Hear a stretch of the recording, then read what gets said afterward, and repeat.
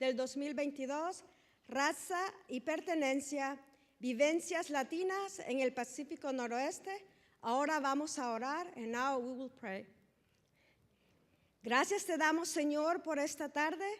Señor, te pedimos que bendigas a nuestra presentadora de esta conferencia. I pray that you will be here with us, and I pray that you will bless our speaker. In your name we pray, amen. Amen.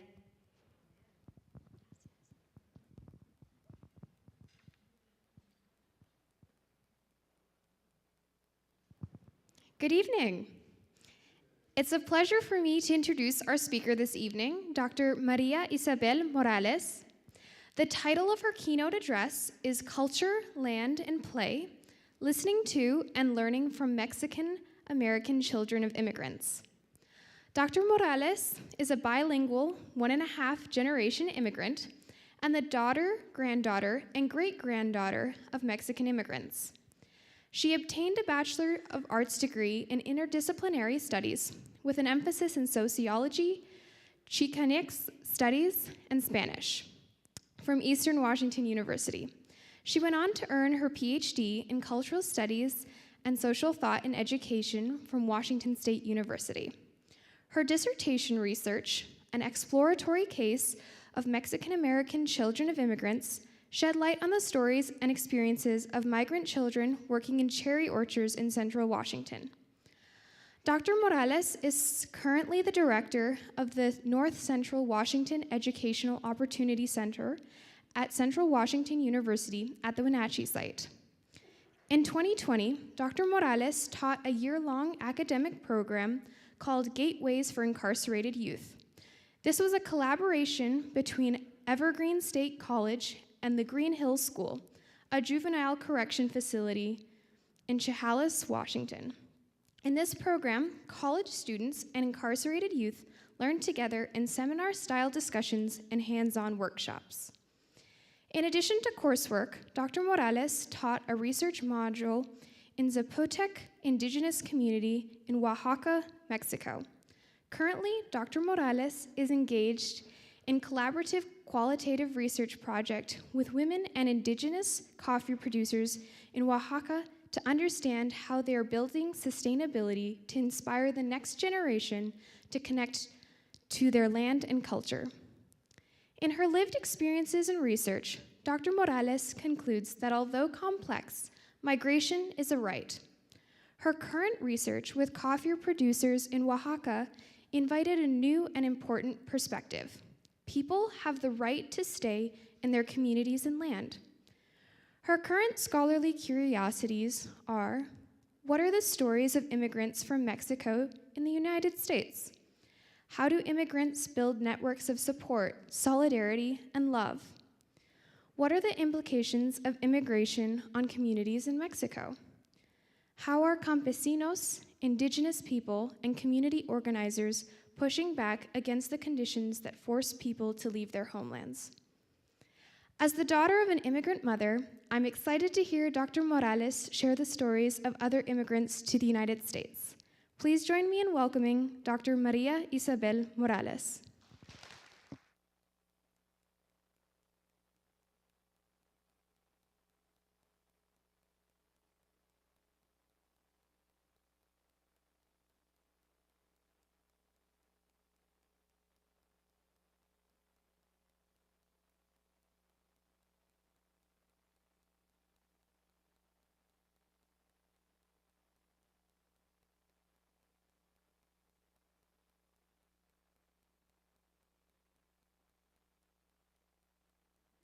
The worst case scenario of a presentation happening. Should I just use this one? There you go. Okay, try this again. Hi. Thank you, Julia, for that presentation. Thank you, everyone here in the audience. And I know that's being live streamed, so also want to say thank you to everybody that's spending some time with me today. I want to first acknowledge and pay tribute to the ancestral stewards of these lands, the Walla Walla tribe, and the Confederate tribes of the Umatilla Indian Reservation. Also, thank you to the Blake Center for hosting this event and for the invitation to share with y'all some of my experiences and some of my work. As Julia so beautifully said in my introduction, I am the daughter and granddaughter and great-granddaughter of migrant workers, in addition to also sharing some experience with y'all here being a first-generation college student. My generation in my family, for the most part, is the first generation to pursue jobs, careers outside of farm work. So for many generations, and a lot in my family still are farm workers in Central Washington and the Wenatchee area particularly. I am a first-generation college student, so as I said before, and so far the only in my very, very extensive family to have a doctorate degree, so I also want to pay tribute to my family and all my ancestors that helped pave the way for me to be here. I am a 1.5 generation immigrant, as what was said earlier, and a 1.5 generation immigrant is someone that immigrates to the United States at an early age. They are born abroad, but they're socialized in school in this country. It's a very different experience from a first generation or a second generation immigrant. I came to the United States. I crossed the US-Mexico border at the age of 5 years old. There's a picture with my brother before we came to the United States, and my mom when she was so very young and so very beautiful, and still is. I know that she is on the live stream.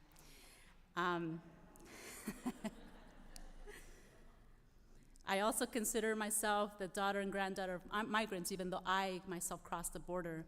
Many in my family are and have been seasonal farm workers, from the fields in Tulare, Oxnard, Santa Maria, California, to orchards and warehouses in Central Washington. Although my grandparents have now settled in Washington State, in the Wenatchee Valley, my grandfather, Baldomero Sanchez, like the stories of migrant workers that I'm sure many of you have heard or read about, or that we heard in yesterday, Lupe Gamboa's presentation, followed the migrant labor paths when he was younger.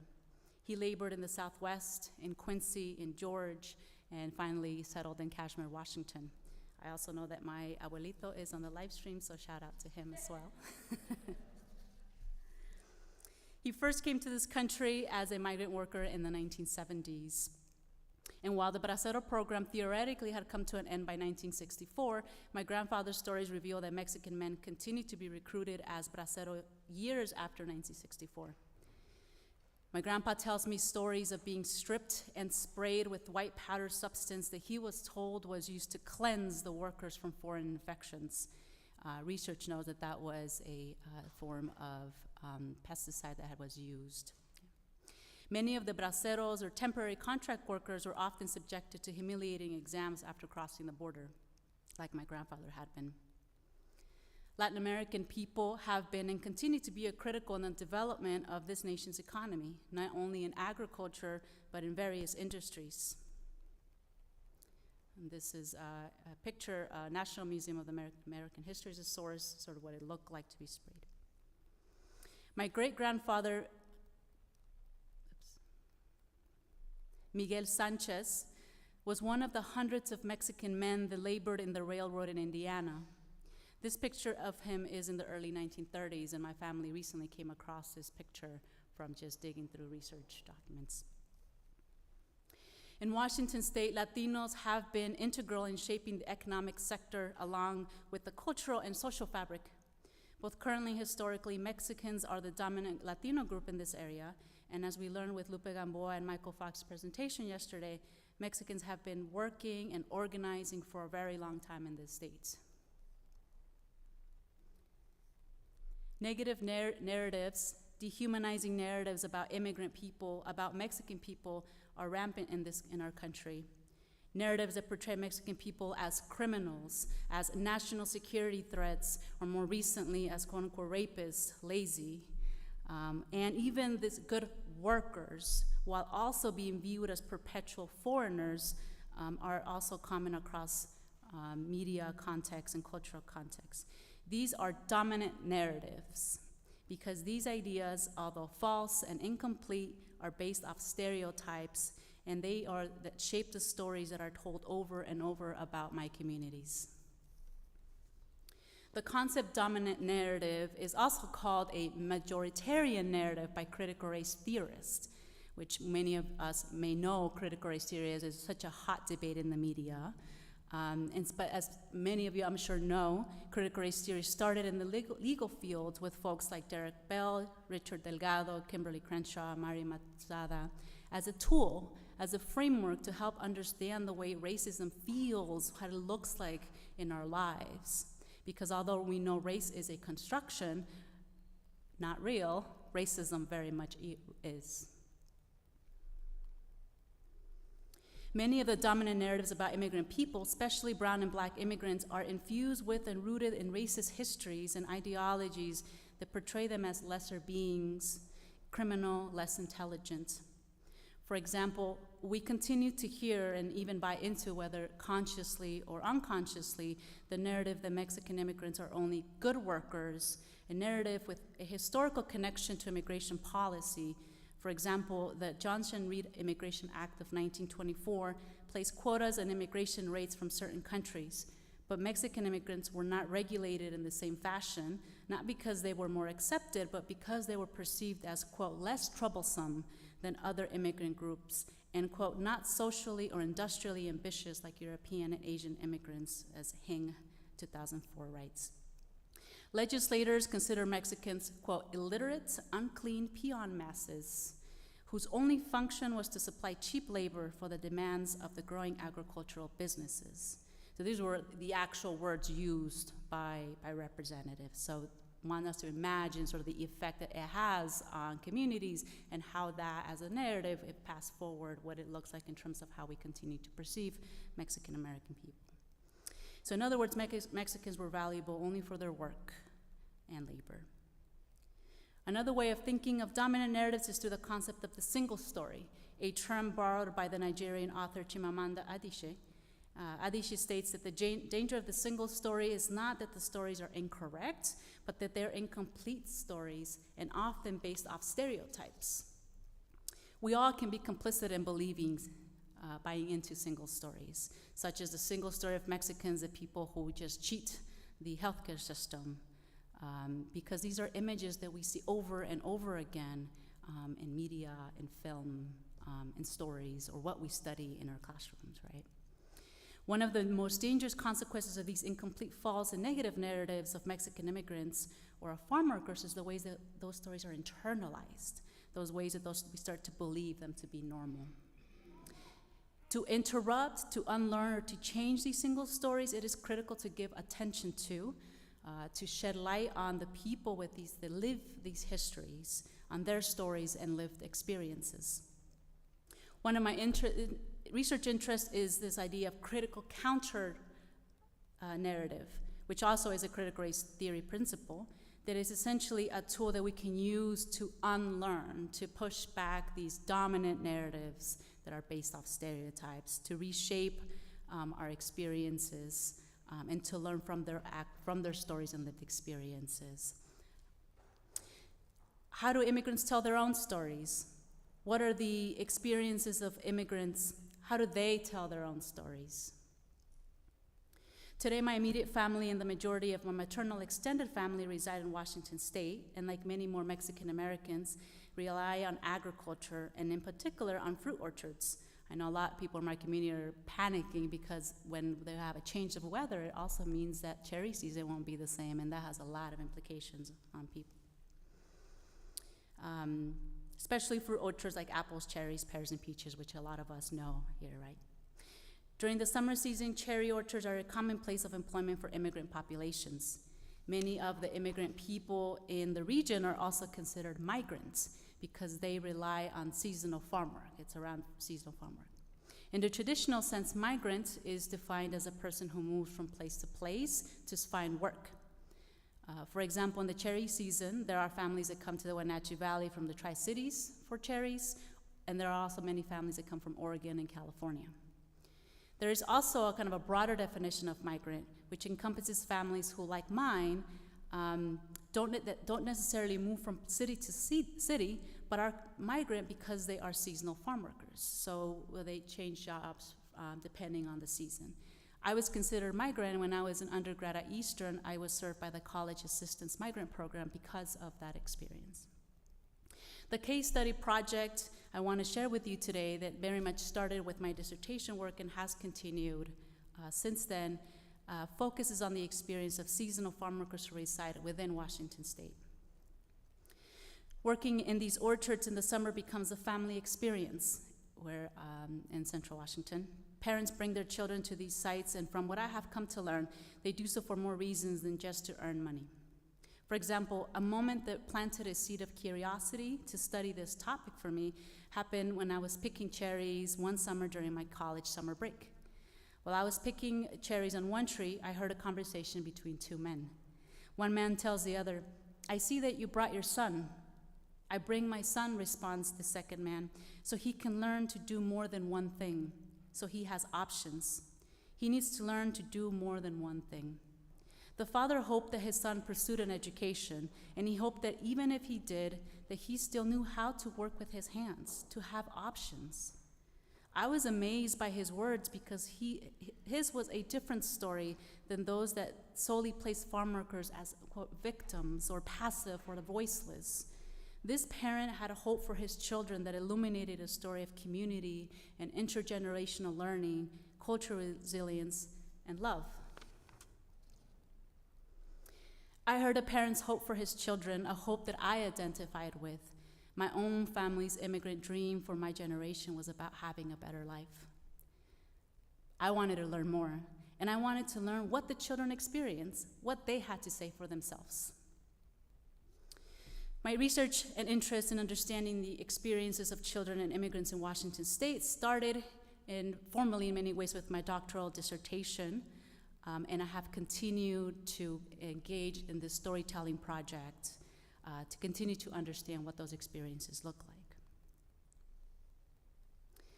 The central questions that drove this particular case study project were: what are the stories and lived experiences of Mexican American children of immigrants who spend their summers in cherry orchards, and how do children describe their experiences? In addition to focus groups and interviews, and some of you might be taking research classes, so might understand what that is, I decided that participant observation was the appropriate method for this qualitative research project. Participant observation is a type of mostly used in ethnography method that is more involved and sort of on the ground than a sort of typical sitting back and observing. I spent a summer cherry season meeting with farm worker families, connecting with children and youth, and working alongside them. So while I was conducting my research, I was picking cherries next to kids and families and listening and observing and just waiting till a moment where I can go make notes, but it was me working with them. I engaged, my objective was to learn from them, from the stories they told, from observing their engagements with their families, with each other, and to be an adult that just listens. I engaged a child-centered perspective, which is a framework that opens a safe space for children to tell their own stories. It is an important framework because too much work speaks about children as our future rather than our present. The children participants were between the ages of 7 and 12, with one participant aged 14 at the time. 3 of the 12 participants were not from the Wenatchee Valley. They were migrant workers from the Tri-Cities area, in the area just for the season. All the participants were second-generation Mexican Americans, meaning that their parents had immigrated to the United States from Mexico. There are 2 sets of stories that I want to highlight in this next part of my presentation. The first set is connected to the ways children of immigrants internalize and experience those dominant narratives that I mentioned earlier, those single stories about what it means to be Mexican immigrants and migrant farm workers. The second set of findings I want to highlight are those that, like counter narratives, challenge those stereotypes, assumptions that are very much racialized. I want to note that the picture is purposely blurred because protecting the identity of the children, but I wanted us to have an idea of what that looked. So that is based on an actual picture that I took there.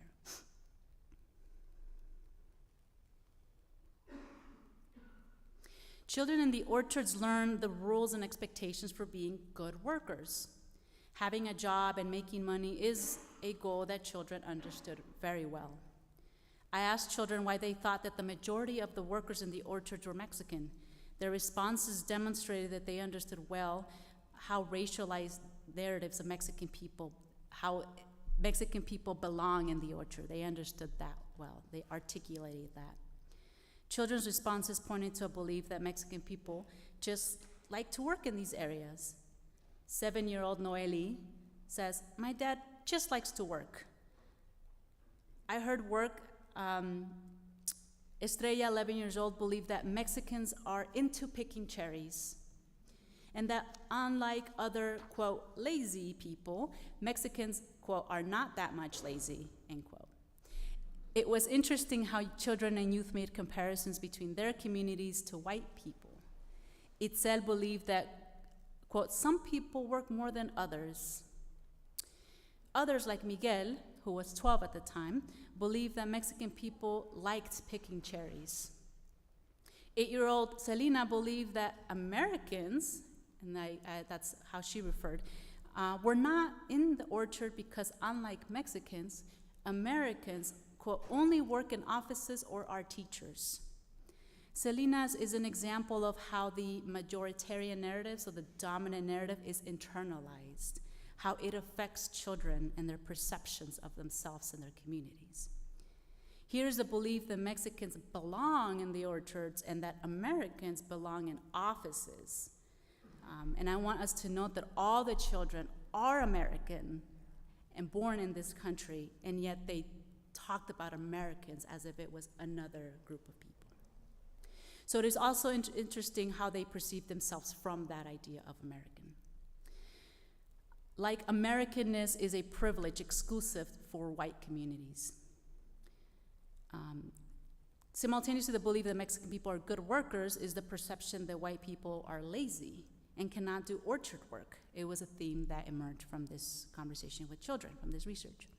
This idea is encapsulated in the narrative that 9-year-old Clarissa shares about a white man that lived in the campground but left within a few days because the work was too hard for him. She shared, "Aquí teníamos un vecino que estaba aquí. Él fumaba todo el día y casi no trabajaba. Nomás estaba aquí como un campamento, como para pasarse el día. Y luego se fue bien rápido, porque había puros mexicanos, como puros mexicanos. No le gustaba trabajar al señor, se notaba. No platicaba con nadie y estaba solo ahí." Here we had a neighbor that was here. He smoked all day and hardly worked. He would only be here as if it were a camp, just like to spend the day. And then he left really quick because there were many Mexican people, like all Mexican. The man, he didn't like to work, you could tell. He did not talk to anyone, he was just here. My observations of children in the orchard, the themes from the interview data, also pointed to the ways that children of immigrants experience complicated contradictions, like when Selena agrees with another participant that white people are too lazy and don't like to get dirty, quote, and that Mexican people like to work hard. She believes that Americans work in offices or are teachers. But then when I asked her, "So what do you want to do when you're older?" And she said, "I want to be a teacher."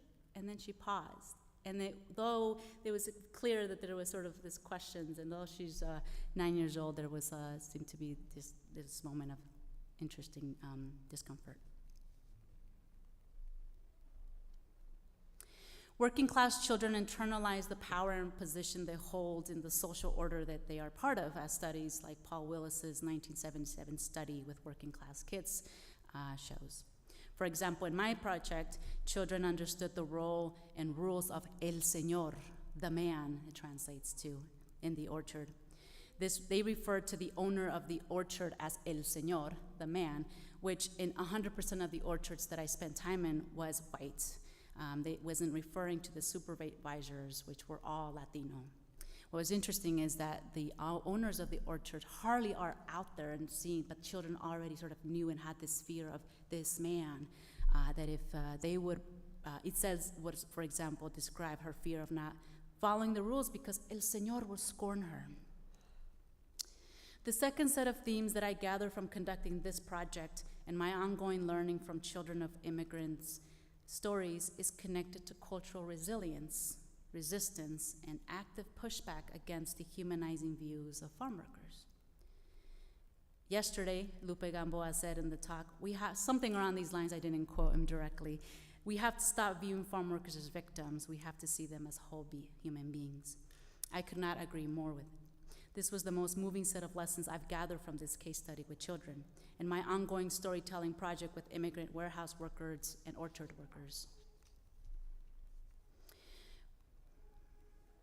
For children of immigrants in this project, being in the orchards was an opportunity that fostered independence, awareness of the environment, and care for self. While parents and adults watched over and ensured the safety of the children were mostly interacting and hanging out with each other, often away from their parents. In some cases, the families had smaller kids with them who stayed sleeping in the car. Shifts were very early, 5, 6 a.m.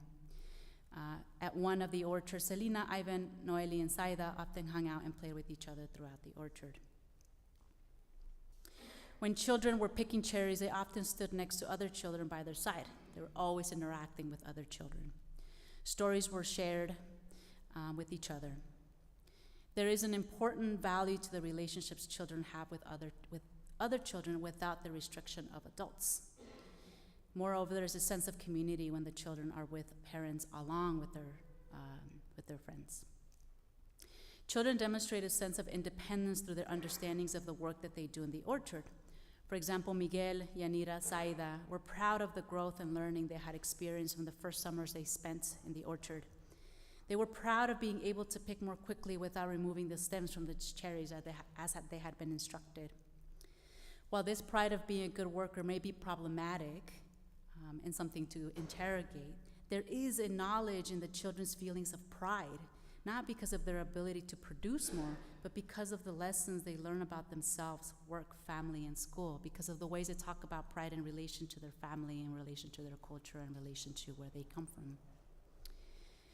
Infused in the discussions of work, pride, and work ethic and work pride is the understanding that children see themselves as independent individuals learning and growing from their accomplishments, particularly to the challenges and mistakes. Children in my study articulate learning how not to give up. Miguel, the 12-year-old participant, explained that through the challenges of learning how to pick, he came to the realization that it was important to, as he says, to do it right, because sometimes it's going to be hard, but sometimes you think you're not going to pass it, but you are eventually. His experiences at the orchard taught him the lesson of not giving up, a lesson he believed was highly useful in situations outside of the orchard, like in sports. Miguel played basketball and proudly shared that he improved as a player because of his self-determination to not give up. This notion of not giving up is very connected to another theme in the research of esforzarse duro, and those are words that children use. 7-year-old Itzel talks about how important it is to esforzarse, it's sort of a word that she made up, to work really hard, to give it your all. She describes her experience in the orchard. It embodies a complex relationship to the orchard and the lesson learned from the challenges of the work.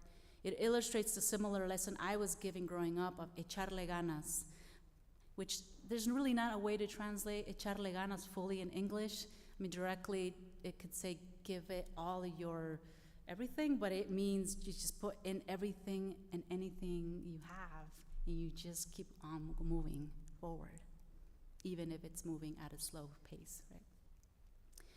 According to some research, Mexican parents take their children to fields to work in order to teach them the difficulty of the work and in turn encourage them to succeed in school. Parents in the orchard expressed the same hope and desire. I also did sit and interview a couple parents to gather their own perspective. What was interesting is that children themselves expressed having an appreciation for understanding of the work their parents did in the orchard. Participants talked about learning to be careful and aware of their surroundings, particularly with respect to the stories of snakes in the orchard. Some stories were based on truth and other stories were based on just tales that kids told each other, which were also real interesting to sit and bear witness to. For Julian, it was important to watch out for yourself, a lesson that he felt was easily applicable for places and situations outside of the orchard. Western knowledge system often emphasizes individualistic values over those based on community, family, and solidarity. One of the most fascinating themes uncovered from the data with the children was the concern for a collective well-being, a collective good that continuously reemerged from the narratives children shared with me, from the stories, and from my observations while being in the orchard with them. Children saw their individual identities and well-being intimately tied to their community. For instance, when asked if there was something that they would change in the orchard, if 7-year-old Itzel responds that she would bring a swimming pool to the orchard so that everyone, including El Señor, could swim in. The man Itzel speaks to refers again to the boss that everybody is afraid of. Clarissa believed that a water park in the orchard, this is also during a very hot summer, a water park in the orchard would be a good idea and also very fun for people. She believed that people stress very much during work and they deserve to relax. Saida would remove the cliff from the orchard to ensure the cliff, there was an orchard on this hill and there was kind of this cliff. I have a picture of it, sort of the bottom, there is a golf course, which is really interesting to sort of be observing this orchard, and then there's this golf course and to make observations there. She believed, Saida said she wanted to remove that cliff because everybody deserved the right to feel safe in the orchard. Ivan would bring new buckets, and buckets referring to, in the picture here, it's sort of what hangs around them where they drop the cherries. And bring new ladders so that people could work better. Selena would change the unfair rule that prohibits yelling, and she said the rule that prohibits yelling because she believes it is the only way people have to communicate with each other in an orchard.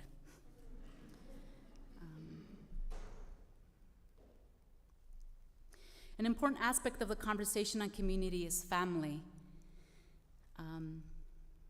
One participant describes one of her favorite parts of being in the orchard is the time that she's able to spend with her family, both immediate and extended. In fact, this was a theme that all children talked about, that what they most appreciated was being in this place because they were sharing time with their family. This joy of being with family is illuminated often throughout participant stories. For example, Clarissa loved that she had time to spend with her parents, especially her dad, whom she rarely saw because he worked a lot. Clarissa's little sister, Itzel, loved her experiences staying in the campground. This is a family that was from the Tri-Cities and was in the area. The campground for migrant families, because this gave her family the opportunity to enjoy time together.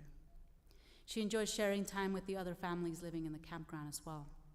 Other children appreciated that the orchard gave their parents the opportunity to meet and talk with other family members and friends. For immigrant children, relationship and care is an important strand of family and community. Older siblings demonstrate care for younger siblings. Children demonstrate care for other children, and even for parents, even if they're not their own. Selena, for instance, describes the way she and her younger sister take care of her dad by constantly reminding him that he needs to stop picking and start eating. Children understand the importance of getting a good education, and at the same time, they value the work in the orchards as a form of the educación their parents hope to share with them. For some kids, the hard work in the orchard served to push them to study hard, as they often articulated, to study hard in school and obtain a job that is not as physically demanding. Other children participants express a desire to have more opportunities to help their families out when they grow up. Work served as a frame of reference for children and parents from which they both draw when they spoke about success and survival in society and school.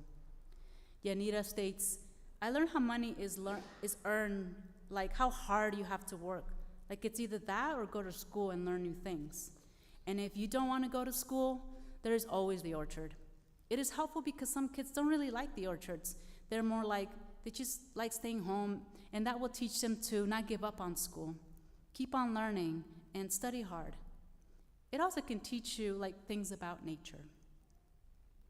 In the sharing of stories, children themselves highlight similar understandings of a relationship between the work in the orchards and work in school. Unlike some research says, the work in the orchard is more than a tool to motivate school success.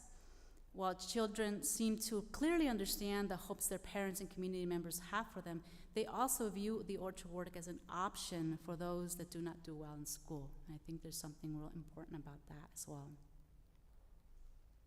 This is a picture of, in the back is a golf course, right? And this is participant Itzel. Okay. Of course, this project does not seek, and I want to make sure that I make this point clear, to romanticize the work in the orchards, to romanticize farm work, because it is hard. It is arduous, and there's still more work to be done to ensure that farm worker rights are protected, that the conditions are humane, that their wages are living wages, and that their labor is viewed with dignity. Children know this very well.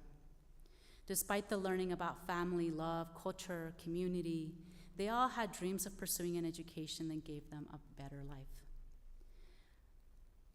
I want to focus a little bit on one participant, Miguel, who at the time of this project was 12 years old and now is in his late teens. I recently had a follow-up discussion with Miguel. Miguel's testimony continued to inspire me in all the stories that he had to share. Miguel was a participant that when I asked him in the earlier project what something he learned from working in the orchard, and he said that he learned how to do better in math. I asked him to explain, and he said that, this is a quote that he had when he was 12, that he learned about angles by being in the orchard. He said, like, when I go to school, they ask me, show me 90-degree angles, 180, obtuse, rights, and acute. Which helped me with the ladder, because you have it straight, all your weight will push it. If you lean on one side, you'll fall. You have to keep it at an angle, at an obtuse angle. I was quite impressed when he was like describing. I don't know if folks have seen the way the ladders are set. You know, you have to, and they do form that, right? He said that he put it at the wrong angle and he fell, so he learned a lesson there. So now Miguel, in this follow-up conversation I had with him, is enrolled in Wenatchee Valley College and hopes to transfer to Central Washington University to major in forestry. He's very much connected. In this discussion, he highlighted that the work ethic that he has now, he connects to those experiences of working in orchards and all those lessons that he had being and having that as an early age. His appreciation for the environment, the reason he wants to get into forestry, is connected to those memories he has out feeling free in the orchard.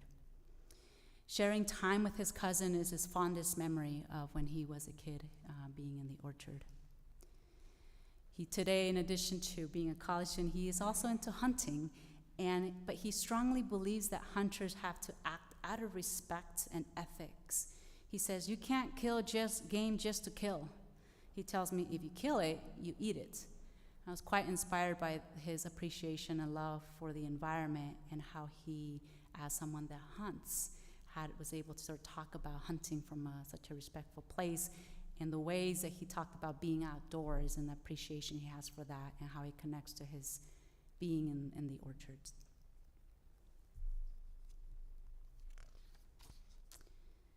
In conclusion, I'd like to share a couple thoughts. The first, immigrant people, immigrant families are agents. They have voice and engage in daily acts of resistance by clinging to their cultural traditions, their language, their spiritual beliefs. Orchards and warehouses are by definition capitalist constructions driven by profit motive. If you've been in a warehouse, you'll understand the speed, right, that folks have to produce. It is hard work. It is work that needs to be better paid, and we must acknowledge that. But we must also acknowledge that immigrants will cling strongly to their dignities and recreate spaces with music and stories, community gathering, prayers, art. In orchards, people resist this capitalist, racist insistence that views Mexican immigrant people in the orchard as mechanized bodies by clinging to the memories and relationships that open with their relatives, memories of their homes and the lands that they left behind. The orchard is rooted in oppressive conditions, but the people transform the space within it to embrace the relationships that reconnect them to the joyful memories that make them human. Wisdom does not sit in the orchard place. It sits in the relationships people build with each other, relationships that center their collective struggles and dreams of human dignity and a better world for their children. My second concluding thought, we must not only tell the stories of struggle and injustice, we must also tell the stories of children playing in the orchard, sharing stories of La Llorona to each other, stories of adults singing their favorite tunes on the radio, women recounting their memories of working in their land, in their country, in Las Milpas, stories of the resilient presence of Latino culture. And third, Mexican American children of immigrants have important understandings of the world, understandings of being in the world. It is very important to listen to children. Listening to children consists of a conscious engagement with and reflection of their stories.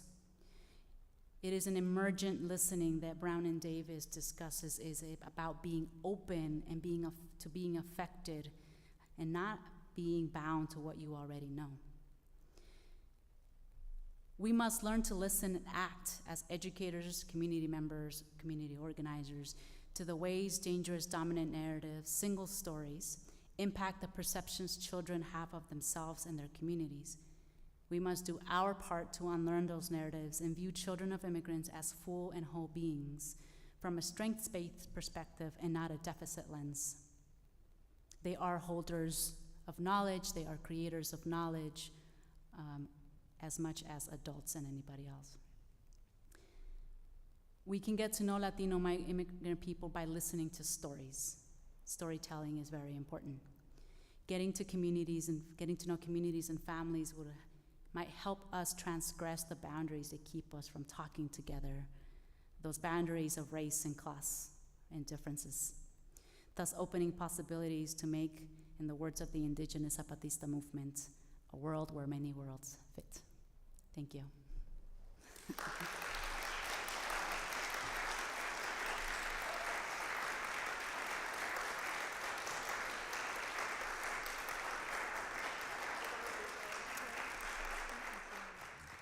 Thank you, Dr. Morales.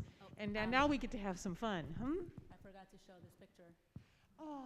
Because I said I would, mi abuelito. I just wanted to say thank you to my elders. So on the right side is my late grandfather, Samuel Morales, my grandmother, Esperanza.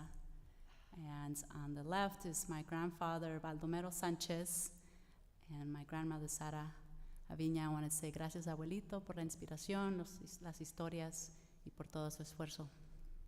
Beautiful. Thank you so much. That's beautiful. Don't go away. Okay. So now it's your turn. Do you have some questions for Dr. Morales? And are there people with mics? Am I the only one with a mic? You what? Oh, you'll run my mic? This mic? Do we have some questions?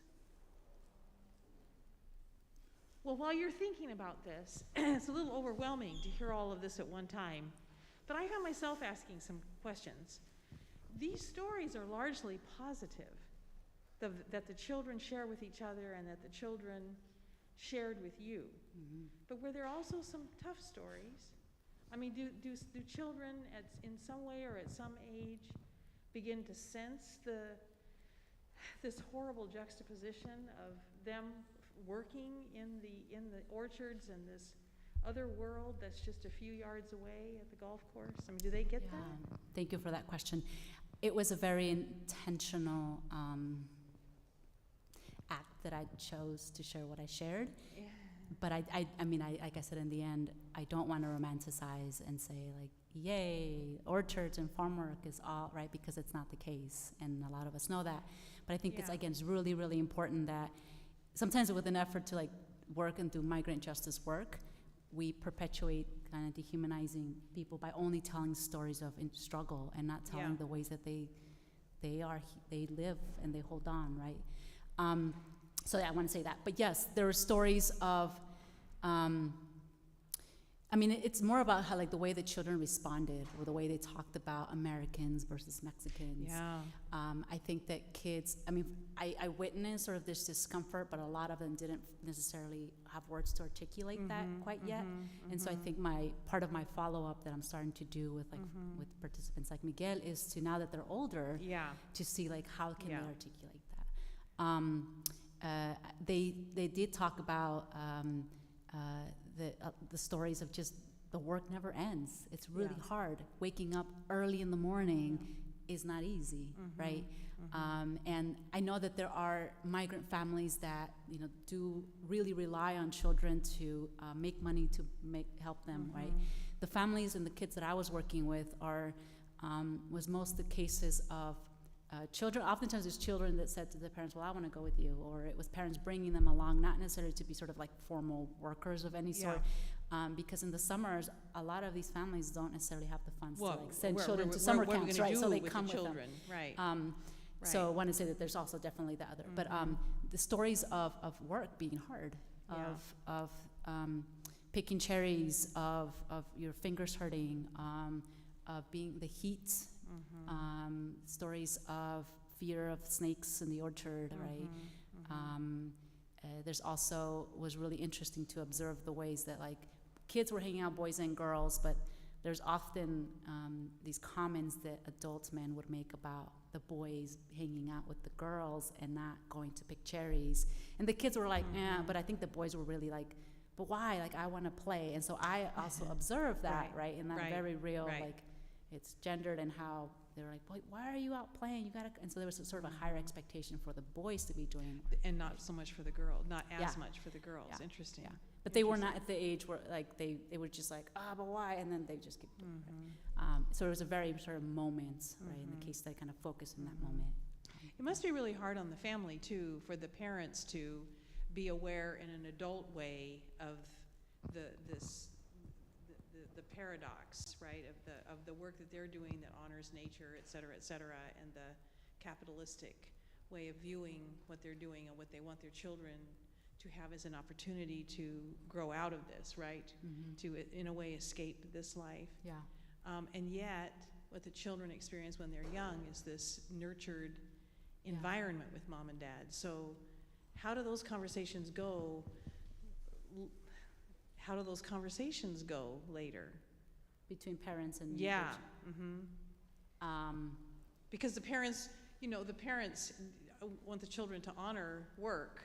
Yeah. And yet the parents want the children to do something different. Yeah, it was always sort of in that being in between. And I think there's something like working with second generation children of immigrants, there's really so much we can learn from that, because because I'm in that, even though like 1.5, where we're in that transformation, right? And a lot of us are driven by the fact that that's really hard to decide, well, I'm gonna go to school and have a career, because I don't want that, right? And I mean, that's real, very real. But I think what I was moved from as someone within that community is that all of that is true, and we don't want to tell our kids, well, you all belong. We don't want to add to that story. Like, you belong in this space. We want to say, you can go wherever you, like any children in this world, have any option you have, right? What I thought was fascinating is that even though orchards are hard work, farm work is hard work, that parents are still, and children are still holding on to joy. Yeah. And I don't want to say that by like to erase the hard work. I want to say that in the warehouse where my mom works, there is a Virgen de Guadalupe, right, a Virgin Mary, and they sit together, and that's hard labor, and they find these moments to still hold on to their humanity, right? Yeah. And I think that we want to hold on to that. So I did see. Yeah, I do see a question here. Yes, es actually pertenece a la misma pregunta que te estaban haciendo. Is about the same question you were asking. How often did you find the children didn't want to do that kind of job because their parents were pushing? Because it's the way they, you know, in sometimes in Hispanic houses, like, yo no quiero que hagas esto, yo no quiero quiero que seas mejor que yo. Sí. y al final terminan empujando a los niños o a los jóvenes a no apreciar a veces lo que están haciendo los padres y pensar que eso es distinto. I'm sorry that I totally communicate better in Spanish with the doctor but so one of the questions I am asking is about the generations. Older generations try to push the younger generations not to do the job that they are doing, just because it's hard, and sometimes it's to push the children to do something different. How often that happens, or how often is doing that? And I have a second question. I don't know if I can make it right now. I can do it right now or wait for your answer, whatever. Let me answer because there's a possibility I might forget. Very often. I mean, in my case with this research and then kind of the continuing, I mean, that's the story. I don't talk here about my conversation with the parents, but that was a theme with parents, is that we want our children to have a better life. And I think that's a story that those of us that study immigration or are immigrants, that's a very good story to our immigrant dream, right? That parents cross literal borders and metaphorical borders, right? Like all the time, because they want to give their children a better life. And so the conversations that I witnessed while we would talk about school, it's that parents would often go to that. Yo quiero que mis niños hagan otra cosa, right? That's what I want. I want my kids to know that this is hard. I don't want them to do this when they grow up, right? And so that was very often. And then kids understood that, because then kids shared that with me, like, mi mamá, mi papá no quiere que yo haga, right? And then they would say that, like, I don't know if I want to do this, right? And Miguel in the follow-up conversation said, I am here because I don't want to do that, right? Because that's hard. And so I think it's so important to hold on to that, right? And also say that, like, there's still something that maybe I can't put a lot of words to that is really valuable about that is true, and there's something valuable about appreciating manual labor in a way that is not, I think in this country we often see manual labor as something that's sort of less than, right? And there's no dignity to that work. And I think that this shows us that no, there is. I mean, there's a problem that people get paid pretty crap wages, right? Like, and we have to change that. But there's lessons about working the land. There's dignity to that. And there's connections to the stories, like these parents come from rural communities and are farm workers, campesinos in Mexico, and it's cultural and it's historical and significant to work the land. And I also think there's something quite anti-capitalist about viewing land and manual work from that place. Right? So, I assume there's a lot there, actually. So you pretty much answered my next question, but it's because also there's something cultural, not just only here, but in Mexico too, about what we call now unskilled labor, which it doesn't exist for me, because picking cherries is, you need the skills to do that. So it's also not only the way the la labor manual is viewed, but also the now we are not only labeled and stigmatized as immigrants, unskillful workers, immigrants. And thank you for your labor, and it's a pleasure to be here listening to you. Out here too? I want Thank to be you. sure. Oh, I see several hands now. I see your hand, sir, and then over this way. Have you had it up before and I just haven't paid attention to you? I apologize. I want to say one thing before you ask that question. Thank you for your question. It's very complex. Like, it's not black and white, and I hope that we leave here like having more questions. Yeah. Because that's what I hope. Because it's not black and white. Because it's also, like I said, one of the common and dominant narratives about Mexican people is that we are good workers, and we're only good workers but not good citizens, like good members of communities, and like how that happened both. And so I think we have to not add to that, right? That we're not just good workers, right? Because there's something about, like, you're just seeing me as a body that works and functions for this one purpose. Mm-hmm. I think it's really important not to do that. But I think it's important to think about the way that we talk about work as, maybe as sort of immigrants talk about work as it's un trabajo digno. Cualquier trabajo es un trabajo digno. If you're doing it, there's dignity to that, right? Right. And it's, yeah, of course, we need to live decent with, right? We have to have good living wages, but just the idea of work and how we think of work is complicated. But Okay, thank you, yeah. Hi. I had a question. You're talking about the wages. How does it work for both the kids and the adults? Is it hourly wages, or is it by how many they pick, berries or whatever? And then you were talking about living wages. How much of an increase is it to living wages that they would need? I don't know if I can give you an exact number for the second part of the question, but I think orchards work differently. In most of them, it's per amount. Some of them, you see some of the pictures they were carrying, there's these bins, right? So you fill that, right? And then you dump those into, those are cajas, right? And then you dump those into the big bins. In some orchards, people get paid, so every bucket, this takes about, I don't know, you've worked like four of those buckets to fill a box. Sometimes they're paid for box, right? And you're talking about $5 a box, which is like 3 buckets of these into a box. So sometimes they pay per box. Other times they're paid for large bins. So you saw I don't have the PowerPoint, but the humongous, I don't know the size of that, but I mean, it's huge, right?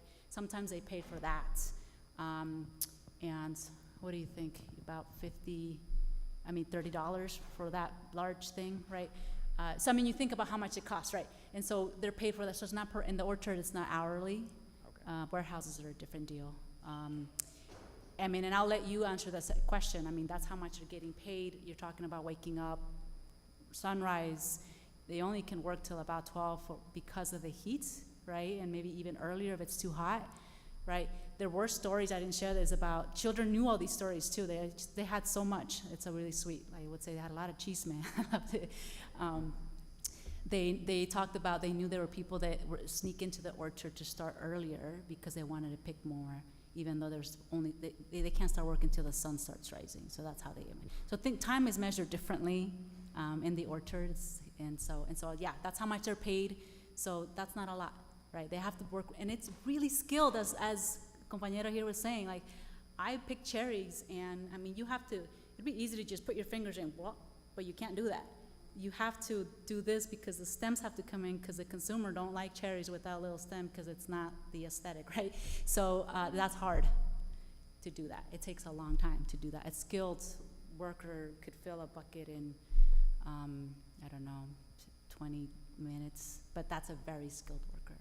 Do you think it would be beneficial for them to be getting a combination of hourly wage plus how much they're picking or something like that? What was the first part of the question? Do they what? Do you think it'd be beneficial if they were getting hourly wage, like to a certain degree plus that, or exclusively hourly wage, or just an increase in pay per box? I think depending on who you ask, some people say no, because at least I think the idea of getting paid, part of me wants to say, this is with the warehouse, they often get paid for how much they can pack.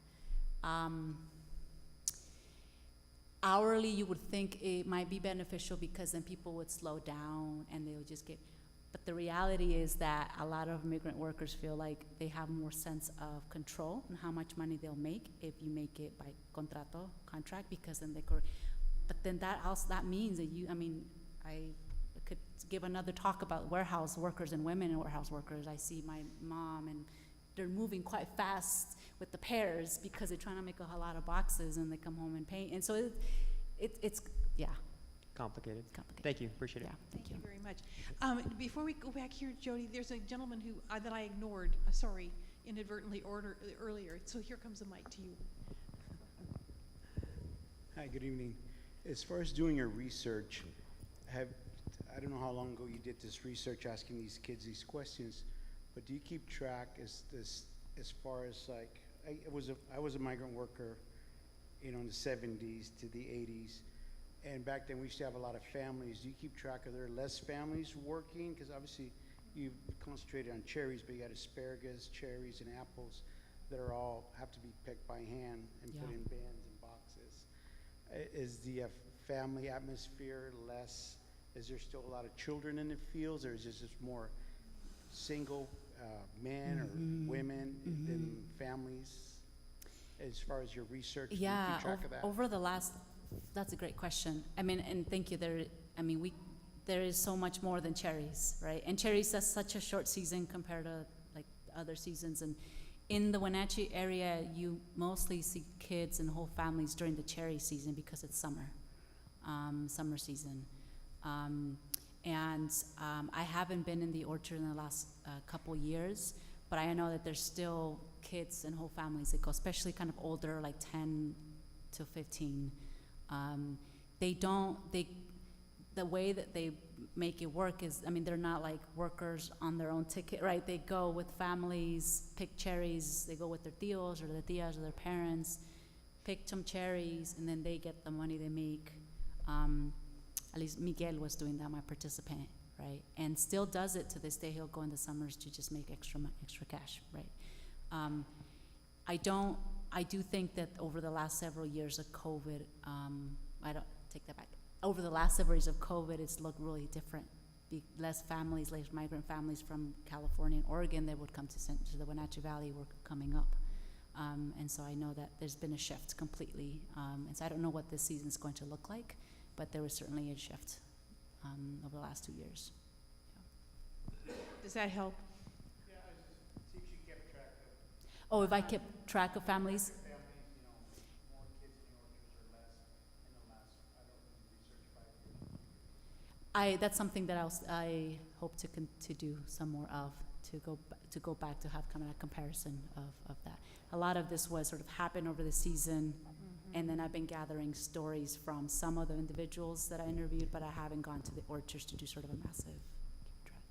Thank you. More to learn. Yeah, More to learn. Okay, so thank you for waiting, Jody, and then I see someone over here. Ready? Thank you so much for painting a picture for us. And you've painted a picture that involves skill and hard work and joy and family.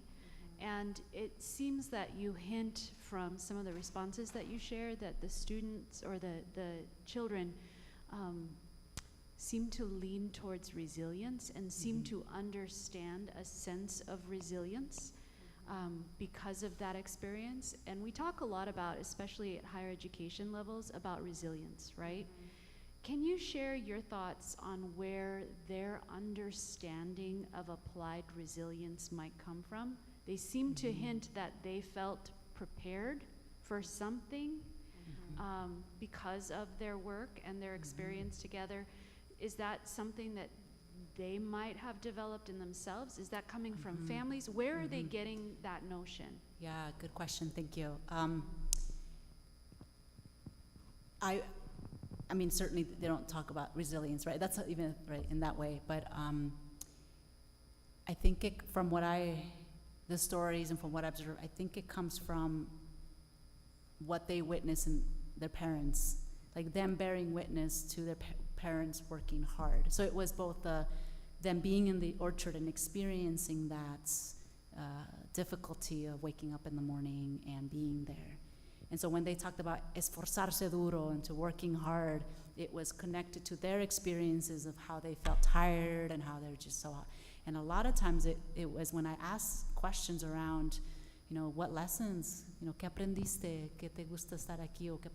They would connect back to the stories their mom and dad would tell them about migrating, crossing the border. There was a whole lot more of them sharing to me stories that they witnessed. So it wasn't just parents telling them, you have to do this, you're right. It was them saying things like, mi papá trabaja mucho, right? My dad works hard, I don't see him, right? And so them witnessing, I mean, it's a thing that it's part of the reality, witnessing parents working really hard. When they're picking cherries, their parents oftentimes wouldn't take the breaks to eat. They would send the kids, go eat, and their lunch is prepared. And so children knew, like they could observe that, right? And so I think that comes from what they heard, the stories their parents shared with them about echarle ganas, keep moving forward and accomplish and get an education, right? Because look at me, right? They would say those things, but also as children just witnessed that, right? And the care that they express, they're like, I want to do something so I can take care of my family because look how hard they work. And I think it comes from both that. The stories they heard, what they witnessed, but also what they experienced in their own little bodies, right? Like how hard it was to be there. Yeah. Does that answer your question? Thank you. Okay. And over here, one more. It looks like. Do we? And I'm not really paying attention to time right now. I'm enjoying this so much myself. But are we getting nearer the end? Oh, just let it go. Okay, let's go. I have a comment. Thank you. I actually realized something about my family in your talk. I'm proud of being a hard worker. Mm-hmm. I grew up the daughter of 2 farmers Mm-hmm.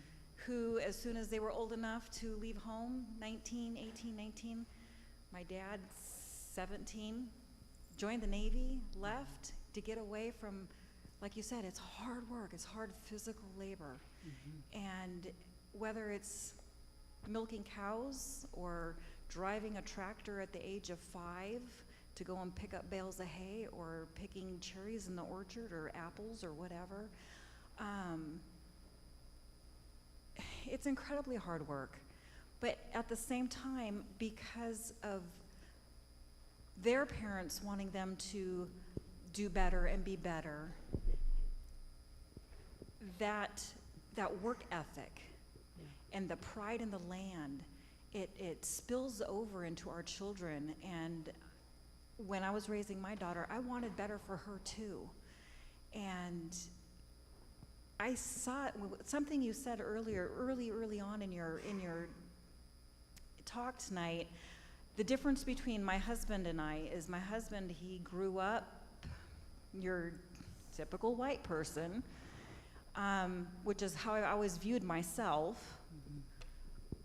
But I am a great-granddaughter of a migrant that came here from another country, who fought to get here, and then scrapped and scraped and saved to go and get just a little bit of land to go and start farming and do something. And they did it by the sweat of their brow and the blood that they put into that, just so that their children could have a better life. And I've had people say, oh, but you're such a good, you're a strong, hard worker. And I've never understood that until tonight. And I thank you, because I was taught, do it right the first time, or don't bother doing it at all. That was one of them. And to give it your best and to do it, put your all into it. And I have looked at every aspect of my life to do my best, to put my all into it.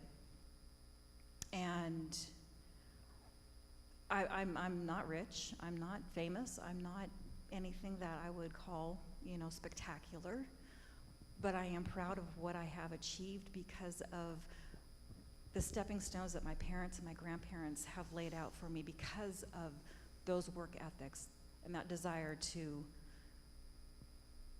bring more to our children, so that they can be better. Thank you. Thank you. Thank you for sharing. Seems like a common theme.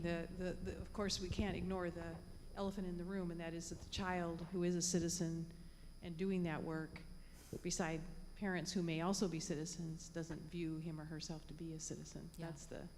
That's a tough thing. Did you have your hand up, ma'am? Okay, I think there's a mic coming right over there to you. I'm going to get you from both sides. So yeah, thank you again for your talk. So my question is it sounds, we have these internal communities, and it sounds like their parents want better for them, and the kids themselves want better futures for themselves. So I guess kind of through this project, what is your gauge of their hope, or your hope gauge that they can be successful in, applying themselves to school? Like, are we as, a broader community providing a resource for them that they can change their career or their job if they wanted to? Do they see that hope? Do their parents see that hope? Yeah. Or are there roadblocks that we maybe are putting in their way? Yeah, thank you. Appreciate that question.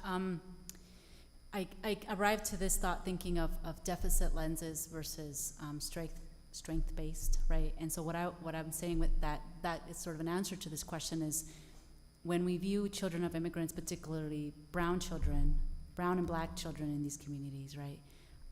Historically in school, these children, me included, are viewed from a deficit lens, so like looked at what we don't have, right?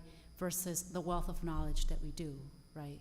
And so when you approach a child or anybody from a lens of, well, what do you need, right? What do you not have? What are you missing? What are the gaps? Versus like, oh, you have these skills, you have this linguistic wealth, right? You have this extraordinary ability to communicate because as the oldest in your family, you are a translator, right?